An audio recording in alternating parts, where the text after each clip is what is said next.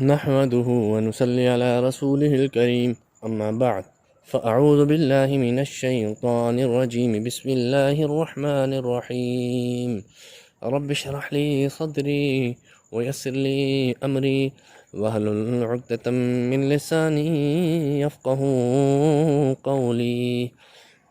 السلام علیکم ورحمۃ اللہ وبرکاتہ. امر بالمعروف نہی عن المنکر چینل کی ڈیلی ایپیسوڈ سیریز کے ساتھ آپ کی خدمت میں حاضر ہوں. آج جس موضوع پہ میں بات کروں گا وہ ہے دعا کی قبولیت. اللہ رب العزت نے قرآن پاک میں فرمایا ہے وَإِذَا سَأَلَكَ عِبَادِي عَنِّي فَإِنِّي قَرِيبٌ أُجِيبُ دَعْوَةَ الدَّاعِ إِذَا دَعَانِ فَلْيَسْتَجِيبُوا لِي وَلْيُؤْمِنُوا بِي لَعَلَّهُمْ يَرْشُدُونَ. اے نبی صلی اللہ علیہ وسلم، جب بھی میرے بندے مجھ سے سوال کرتے ہیں پس میں ان کے قریب ہوں، ان کی دعاؤں کو قبول کرتا ہوں، اور انہیں چاہیے کہ میری بات بھی سنیں اور مانیں تاکہ وہ رشد و ہدایت پا جائیں. ایک اور مقام پر فرمایا اَمَّن يُجِيبُ الْمُضْطَرَّ إِذَا دَعَانِ، کون ہے جو بے قرار دل کی پکار کو سنتا ہے جب کہ وہ تڑپ سے پکار کرتا ہے، بے قرار ہو کر اللہ سے سوال کرتا ہے.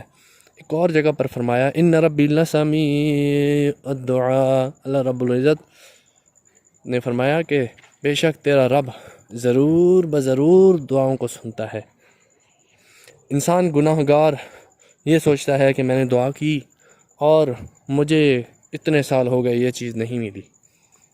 انسان کمزور، انسان کی سوچ کچی، انسان کمزور، انسان کا علم کمزور، انسان کمزور، انسان کا تصور کمزور، انسان کا فکر اور خیال کمزور، اور علم کی کمی سے انسان کچھ الفاظ ایسے بولتا ہے جو انسان کو پتہ بھی نہیں ہوتا اور کفر میں لے جاتے ہیں.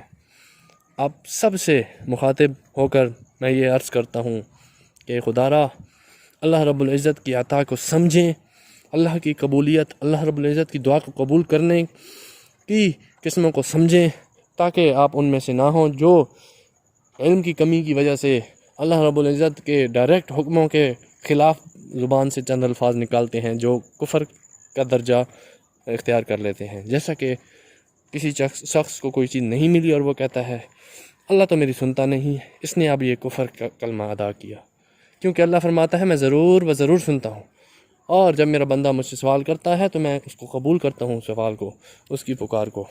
جب اللہ فرما رہا ہے میں قبول کرتا ہوں اور انسان کہتا ہے کہ مجھے تو عطا نہیں کرتا، تو اللہ تو سچا، انسان جھوٹا. اللہ نے عطا کرنا ہے اور قبول کرنا ہے، انسان کو سمجھ نہیں آتی. خدارا یہ قبولیت کو سمجھیں. آج کا ٹاپک بھی یہی ہے. آپ کو شارٹلی سمجھاؤں گا. قبولیت کی 3 قسمیں ہیں. بندے نے مانگا، من ون، سیم ٹو سیم، جو مانگا وہی مل گیا، یہ تو سمجھ آتی ہے ہر ایک کو.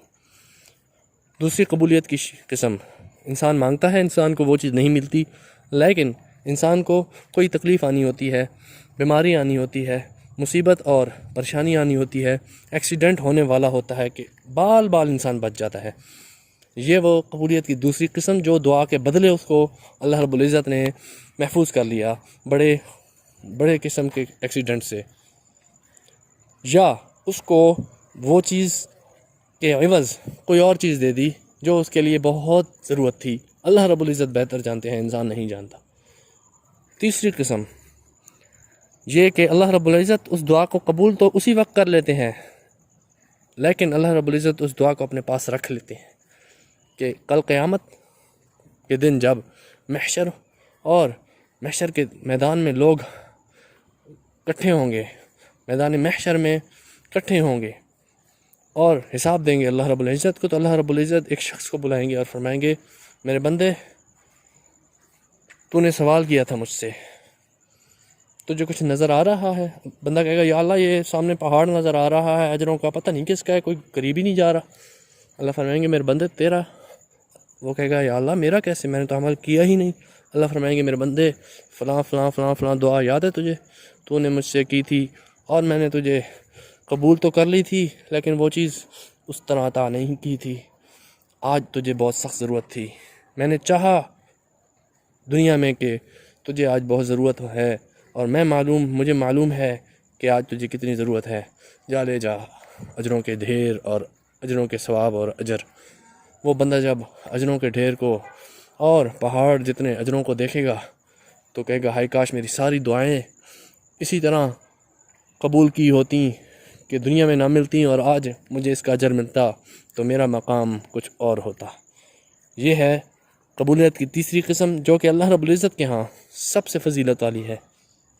اللہ رب العزت سے دعا ہے کہ اللہ رب العزت ہر شخص کو قبولیت کی قسموں کی سمجھ عطا فرمائے اور علم اور حکمت عطا فرمائے تاکہ وہ یہ نہ بولے کہ میرے اللہ میری دعا قبول نہیں کرتے۔ اور ایک بات آپ ذہن میں کلیئر کر لیں،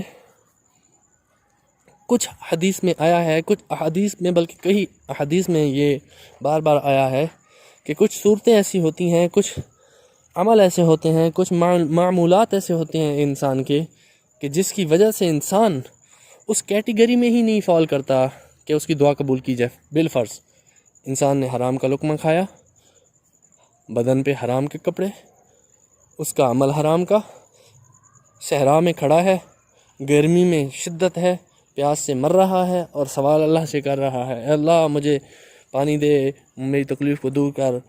حضور نے فرمایا اللہ رب العزت فرما رہے ہیں اس کی دعا قبول نہیں کروں گا میں۔ اے نبی اس کا کھانا پینا حرام کا، اس کا پہننا حرام کا، اس کا لقمہ حرام کا، اس کا عمل حرام کا۔ جب سب کچھ حرام کا ہے تو پھر سوال بھی قبول نہیں ہوتا۔ تو یاد کیجئے، یاد رکھیں کہ بھئی آپ کی دعا رد ہو جائے گی اگر آپ کا عمل، آپ کا کھانا پینا، آپ کا اوڑھنا حرام کا ہے تو۔ خدا را حلال کمائی سے اپنی اور اپنے بچوں کی اور اپنے گھر والوں کا پیٹ پالیں اور ان کی تربیت کریں تاکہ آپ کی دعاؤں کو مستجابات کا درجہ دیا جائے اور قبولیت کا درجہ دیا جائے۔ اللہ رب العزت حرام کھانے والے کی دعا قبول نہیں کرتے۔ آپ شکر ادا کریں اگر آپ حلال کمائی کرتے ہیں تو۔ اس کے بعد اگر آپ کی دعائیں منوان قبول نہیں ہوتی تو اس کا مطلب یہ ہے کہ 3 میں سے ایک آپ کو ضرور ملے گی۔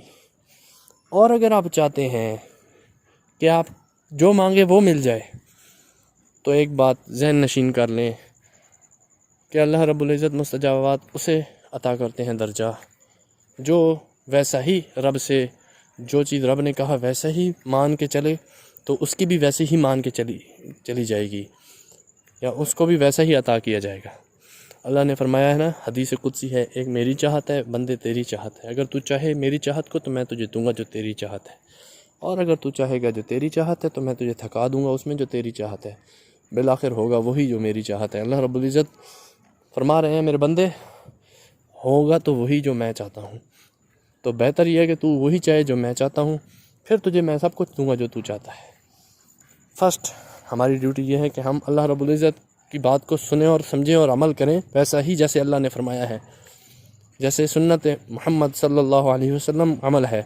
اپنی مرضی سے عمل کو ایک شیپ دے دینا اور ایک ڈھانچہ پہنا دینا اور یہ سمجھنا کہ میں تو عمل اچھا کر رہا ہوں جبکہ وہ سنت کے خلاف ہے، ایسا عمل بھی قبول نہیں ہے۔ تو اللہ کے احکامات سے جڑے رہے، سنت کے ذریعے اللہ کے احکامات پر چلتے رہیں، سنت طریقوں کے ذریعے، اس طرح آپ کے عمل کو قبول کیا جائے گا، آپ کی دعاؤں کو رد نہیں کیا جائے گا۔ اور آپ اگر چاہتے ہیں کہ آپ کی دعائیں اسی طرح قبول ہوں جس طرح آپ مانگ رہے ہیں تو آپ کو چاہیے کہ استغفار کی کثرت کریں اور درود پاک کو لازمی پکڑیں۔ اس سے مراد یہ ہے کہ آپ کی زبان پہ چلتے پھرتے درود اور استغفار جاری رہیں۔ خاموش کیوں ہیں آپ؟ اپنی زبان پہ ذکر کو جاری رکھیں اور اس کی لذتیں اور برکتیں دیکھیں زندگی میں۔ مزید ویڈیوز کے لیے چینل کو سبسکرائب کر لیں اور بیل آئیکن کو کلک کر لیں تاکہ ہر آنے والی ویڈیو سے آپ کو فائدہ ہو۔ وما علینا الا البلاغ المبین۔